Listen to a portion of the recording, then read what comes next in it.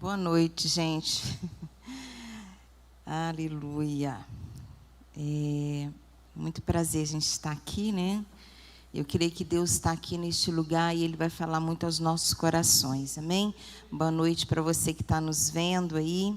Queria que você pudesse fechar os seus olhos. Eu gostaria muito de colocar aqui no meio, mas não pode, né? Então tá. Amém. Senhor Jesus, nós queremos colocar mais uma vez as nossas vidas na Tua presença. Pedimos, ó Pai, que o Senhor esteja falando aos nossos corações.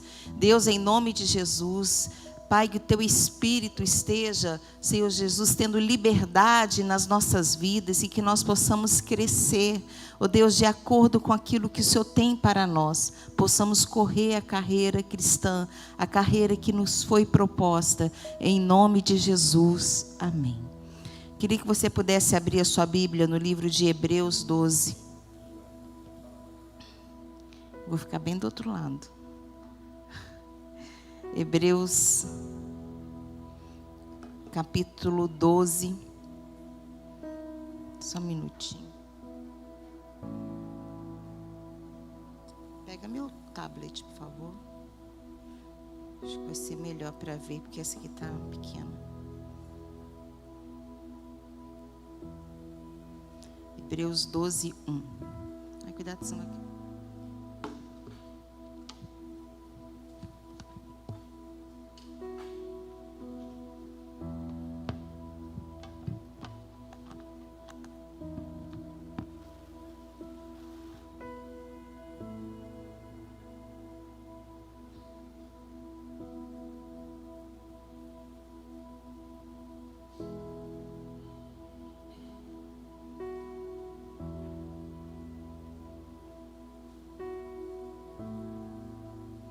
A palavra de Deus nos diz o seguinte: portanto, também nós, uma vez que estamos rodeados por tão grande nuvem de testemunhas, livremo-nos de tudo o que nos atrapalha e do pecado que nos envolve e corramos com perseverança a corrida que nos é proposta. Tem algumas versões que fala sobre corramos, né, livremos-nos, corramos de tudo aquilo que atrapalha, nós corremos a carreira cristã. No versículo 2 nos diz o seguinte: tendo os olhos fitos em Jesus, autor e consumador da nossa fé. Ele, pela alegria que lhe fora proposta, suportou a cruz, desprezando a vergonha e assentando-se à direita do trono do Pai. Pensem bem naquele que suportou tal oposição dos pecadores contra si mesmo, para que vocês não se cansem nem se desanimem. Amém, queridos? Estava lendo esses dias, na minha devocional, essa passagem. Deus falou muito ao meu coração. Aqui nos diz que nós devemos, como cristãos, nos estar atento a tudo aquilo que nos afasta da presença do Senhor. Tem uma outra versão que eu gostei mais da. Portanto, vós, visto que temos rodear-nos tão grande nuvem de testemunha, livremo-nos de todo o peso e do pecado que tão firmemente se apega a nós, e corramos com perseverança a carreira que nos está proposta. Então nós devemos, como cristãos, estar atentos a tudo aquilo que nos afasta da presença do Senhor, os pecados, né? E aqui é interessante que ele fala que o quanto que com perseverança, né, nós devemos correr a carreira cristã. Livremo-nos de todo peso e de todo pecado que tão firmemente se apega. Eu achei interessante, né? O pecado, fiquei imaginando o pecado correndo atrás da gente. Mas a palavra nos diz que nós devemos o quê? Nos livrar. No versículo 2, ele fala que nós devemos olhar firmemente para o autor e consumador da nossa fé, Jesus, né? A qual, em troca da alegria que lhe estava proposta, suportou a cruz sem se importar com a vergonha, e aquele que está sentado à direita do trono. Amém? O cristianismo, ele é algo da nossa alma, não é algo da nossa alma. Quando nós estamos vivendo um cristianismo na nossa alma, nós vamos cansar. Quando nós entendemos que o cristianismo ele deve ser vivido de uma forma espiritual, querido, nós vamos ter esses olhos firmados no Senhor, porque não vai depender daquilo que eu estou vivendo, mas daquilo que eu creio, daquilo que está dentro de mim. Então nós temos que ter esse cuidado. Não é porque eu estou sentindo a presença de Deus, né, através da nossa alma, através dos nossos sentimentos, que vai ser assim ou assado. Não, mas nós precisamos ter fé. Nós precisamos entender o propósito de Deus nas nossas vidas. O nosso foco não é a nossa alma. O nosso foco em Deus é o nosso espírito. Amém? No versículo 3 nos diz, portanto, pense naquele que suportou tamanha oposição dos pecadores contra si mesmo. Ou seja, a gente que era pecador, ele levou os nossos pecados e ainda teve que nos suportar.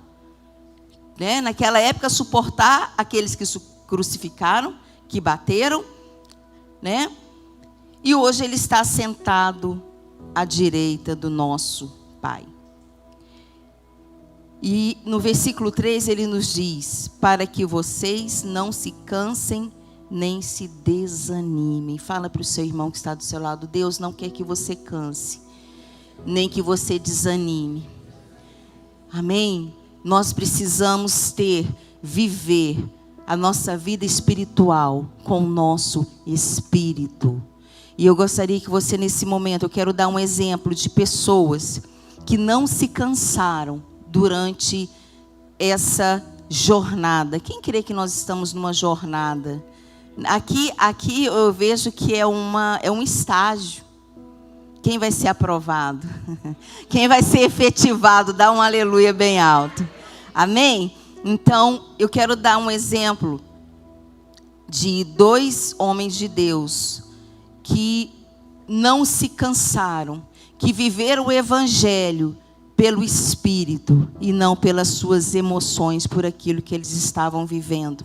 Eu gostaria que você pudesse abrir a sua Bíblia no livro de Atos. Livro de Atos. No capítulo 16. 16.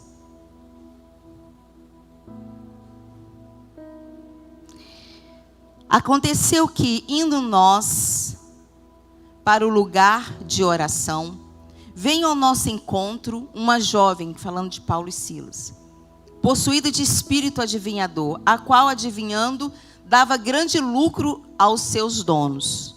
Aqui eu entendo que é conceito, princípios do mundo, valores. Atos 16, 16, do mundo. Seguindo a Paulo e a nós, gritava dizendo, estes homens são servos do Deus Altíssimo e anunciam a vocês o caminho da salvação. Isso se repetiu por muitos dias. Então Paulo, já indignado, embolado, voltando-se, disse ao Espírito, em nome de Jesus Cristo, eu ordeno que você saia dela. E na mesma hora o espírito saiu. Gente, imagino ele já assim, não, peraí, vem cá, demônio. Você vai sair agora. Né? E saiu. Porque os demônios se submetem, amém? No versículo 19, quando os donos da jovem viram que se haviam desfeito a esperança do lucro, agarraram Paulo e Silas e os arrastaram para a praça, à presença das autoridades. Imagina essa cena. E levando-os aos magistrados, disseram, estes homens, sendo judeus, perturbam a nossa cidade, propagando costumes que não podem aceitar, que não podemos aceitar, nem praticar, porque somos romanos.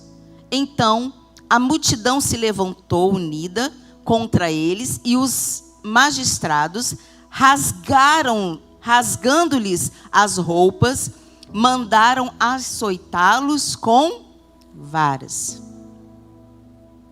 E depois de lhes darem muito açoites, os levaram na prisão, ordenando ao carcereiro que os guardassem com toda a segurança. Este, recebendo tal ordem, levou-os para o cárcere interior e prendeu os pés deles do tronco. Por volta da meia-noite, Paulo e Silas oraram. Vou até aqui, até o 24, depois a gente continua. Interessante que Paulo e Silas foram perseguidos porque eles libertaram espiritualmente uma menina que dava lucro, que era adivinhadora, enfim, fazia lá os negócios dela lá. E Paulo e Silas, ele é levado à júri ali, eles são condenados, tiram a roupa deles, açoitam. Eu fico imaginando esses açoites, né? Chicotadas. Não era algo leve, não era um cinto. Era algo que machucava. Eu fico imaginando, quem assistiu Paixão de Cristo, né? Que você via ali Jesus sendo chicoteado, no finalzinho tinha, para mim era um osso que cortava a pele, que arrancava um pedaço da pele. Então eu fiquei imaginando isso na vida desses dois homens, né? E é interessante que a Bíblia diz que eles são entregues ao carcereiro. E ali naquele lugar, naquela prisão, a palavra de Deus nos diz que eles são levados ao cárcere interior. Esse cárcere interior geralmente era um lugar onde tinha os mais perigosos homens, né? Havia um perigo ali, e eles eram levados naquele lugar. E eu fico me perguntando, o que esses dois homens fizeram de tão grave que foram colocados nesse lugar, no cárcere interior? Queridos, quantas vezes o diabo ele quer nos colocar no cárcere interior?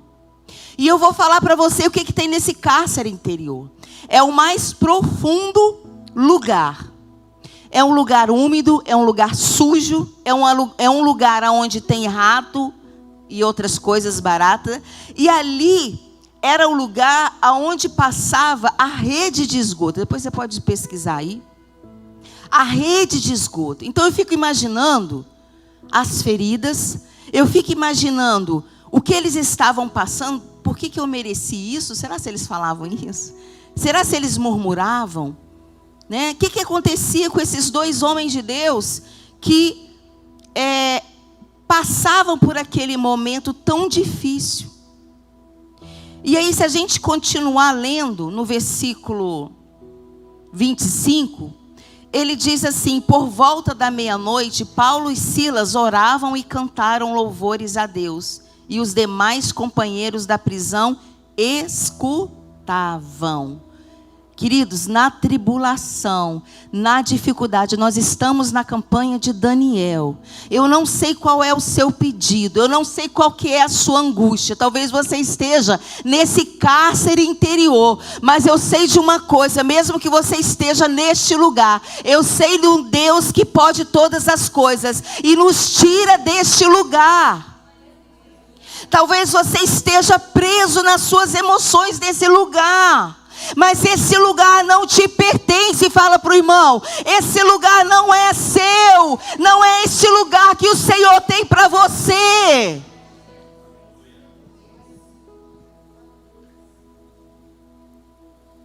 Paulo, e detalhe, os pés estavam o quê? Presos. Eu fiquei já imaginando, quem é da área da saúde, eu já imaginei uma infecção, né, Michele? Uma infecção, gente, corte, fezes, urina, rato. Eu já imaginei O que poderia acontecer? E eles não... Aqui a Bíblia fala que por volta de meia-noite. Então eles não chegaram meia-noite. Eles já sofreram antes. Eles estavam um tempo ali sofrendo. E quantas vezes nós estamos passando por esses momentos. Mas graças a Deus pela campanha de Daniel. Porque nos prostramos, oramos e clamamos a Deus. A um Deus vivo que pode mudar essa situação. E a palavra de Deus nos diz que Paulo e Silas, eles oravam. Orar é falar com Deus. Nós temos feito isso. Orar é colocar os nossos pedidos diante de Deus. Fala de intimidade com o Senhor. Queridos, eu quero dizer algo para você. Nós temos que ter intimidade, não é só nas campanhas, não. Nós temos que ter intimidade, são todos os dias das nossas vidas. Todos os dias. Oração significa nós colocarmos os nossos sentimentos, falar dos nossos problemas, colocar diante do altar de Deus aquilo que nos está afligindo. Paulo e Silas, eles foram levados a um momento de oração. Fala para o irmão que está do seu lado, você precisa orar. Você precisa ter uma vida de oração. Você quer ver Deus agindo na sua vida? Fala para ele, você quer ver a sua vida sendo transformada? Tenha uma vida de oração. A oração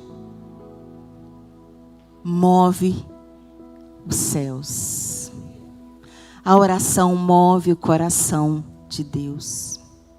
A oração muda a situação. A oração muda o ambiente. Quantas vezes nós estamos aqui, o culto começando e o louvor e o negócio está travado.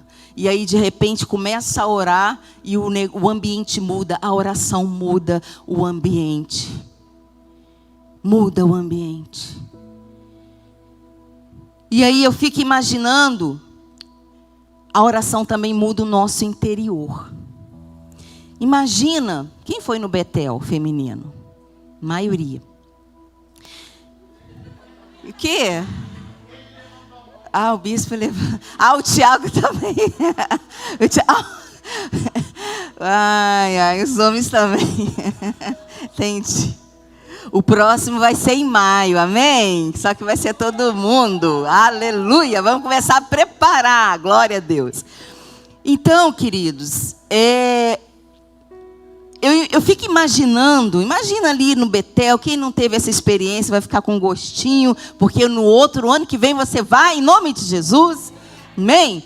E começaram a orar, porque eles tinham intimidade com Deus.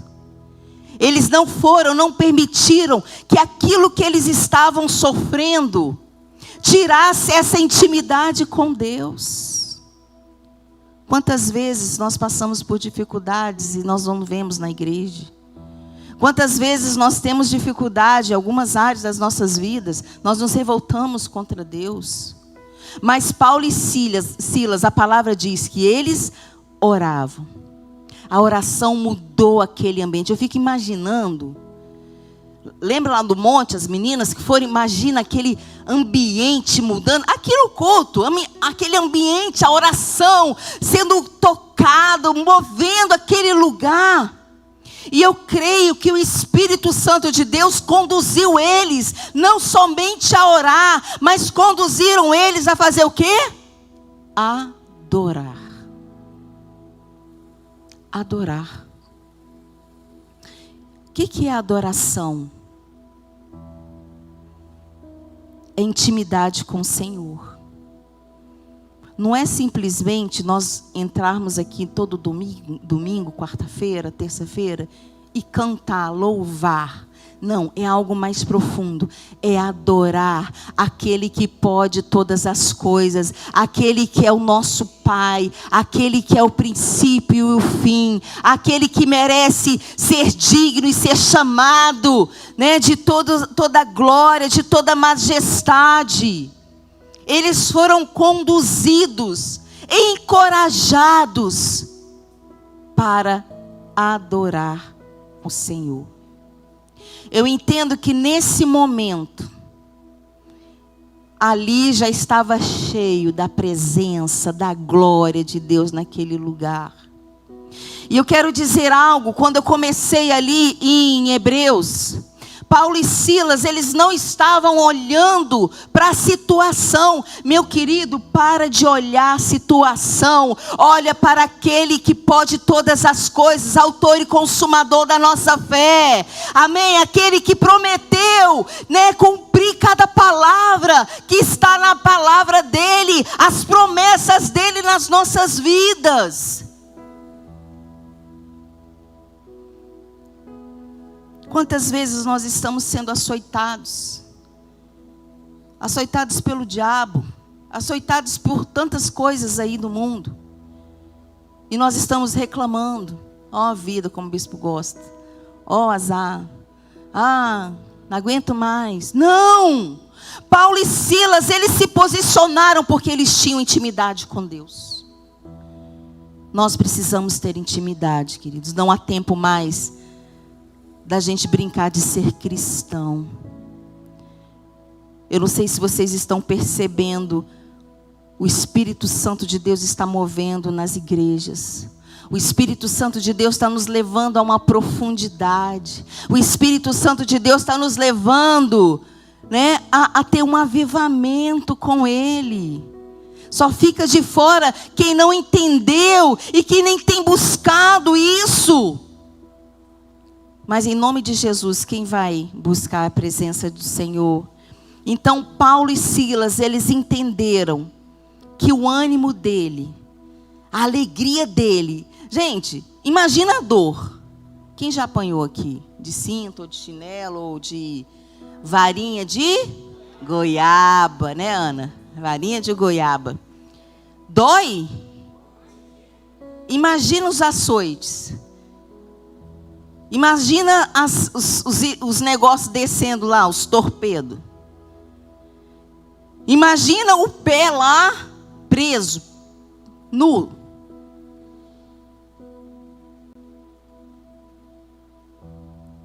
Eles poderiam até reclamar, Mas eles oraram.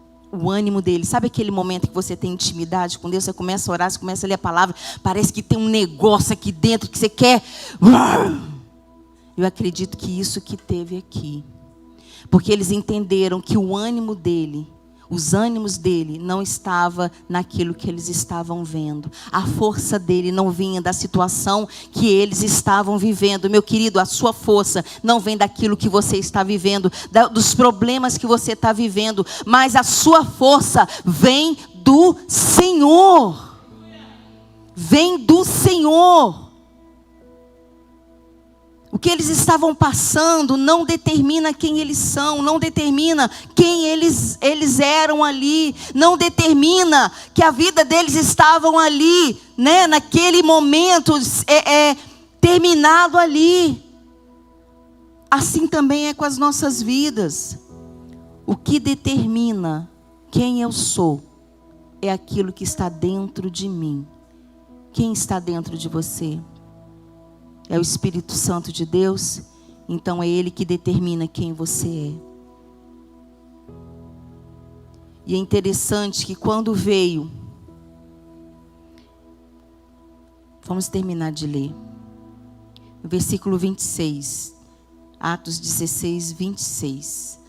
De repente, sobreveio tamanho terremoto, que sacudiu os alicerces da prisão. Todas as portas se abriram, e as correntes de todos os presos se soltaram. O bispo ministrou um tempo atrás o de repente de Deus. Para ter o de repente de Deus, não foi assim. Para ver o de repente de Deus, houve oração e adoração. Para ver o de repente de Deus, tinha pessoas intercedendo por Paulo e Silas. Para ver o de repente de Deus na sua família, você precisa se ajoelhar e orar e buscar adorar o Senhor. Você quer o de repente de Deus? Porque aqui a palavra de Deus nos diz que de repente sobreveio tamanho terremoto e sacudiu os alicerces da prisão. Meu querido, eu quero dizer sobre a sua vida e sobre a minha vida, que nessa campanha, Deus vai fazer um terremoto e vai quebrar toda a prisão, todo alicerce da prisão vai ser quebrado em nome de Jesus. Aplauda o Senhor, amém? Todas as portas se abriram e as correntes de todos os presos se saltaram. Nós precisamos entender isso. Deus quer que você seja livre. Livre, fala comigo, livre. Mais forte, livre. Deus me criou para a liberdade. Amém. Paulo e Silas, como eu falei anteriormente, eles não estavam ali na emoção. Eles não estavam focados naquilo que ele está sentindo, na tristeza talvez que tivesse ali, na dor. Mas eles olharam aquela situação com os olhos espirituais. Nós precisamos aprender a olhar as coisas com os olhos espirituais. Nada de mimimi emocional, é o espiritual. O Espírito discerne o espiritual. Amém? E Paulo e Silas foram ali, através de um ato que eles fizeram. As correntes foram quebradas, as algemas, as prisões. Se você continuar lendo, eu não vou ler, mas vou deixar essa tarefinha para você. O carcereiro ficou desesperado. Eu imagino, né? Quando algumas pessoas veem anjo aqui, fico, meu Deus. Né? Imagina o impacto. Eu fico imaginando que nós vivemos aqui esses dias, né? Da presença, da glória, de muitas vezes não conseguir ficar em pé, né, Fernandinha? Né? E aí a gente vai, e aí a gente só vai, né? Se entrega. Eu fico imaginando aquele carcereiro sentindo algo diferente. Falei, gente, tem alguma coisa diferente. E aí eu imagino o desespero dele, porque ele vê ali todo mundo solto. E eles intercedem, porque ele ia se matar. Mas você lendo, você vê que através desse ato, através dessa situação, aqueles homens, eles se convertem, mas não somente os homens, mas as suas famílias também se convertem ao Senhor Jesus. E eu quero dizer para você, os problemas que nós passamos, as pessoas vão ver o Deus vivo de Paulo e Silas sobre as nossas vidas. Eles vão ver os cárceres sendo quebrados, sendo destruídos. As prisões sendo abertas, porque nós oramos e adoramos a um Deus que pode todas as coisas. Querido, oração e adoração é um estilo de vida. É um estilo de vida. E eu quero convidar você nesse momento a ficar de pé.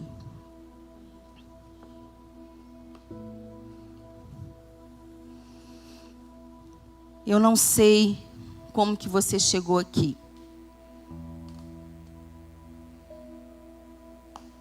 Mas eu quero dizer para você que esse Deus, Ele está vivo neste lugar.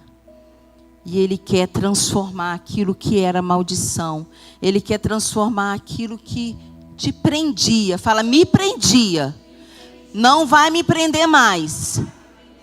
Deus, Ele quer nos levar a um nível maior. Deus quer nos levar à intimidade. Eu gostaria que você pudesse fechar os seus olhos.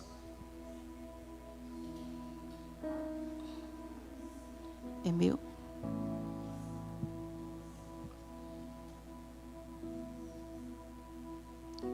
Eu não conheço você,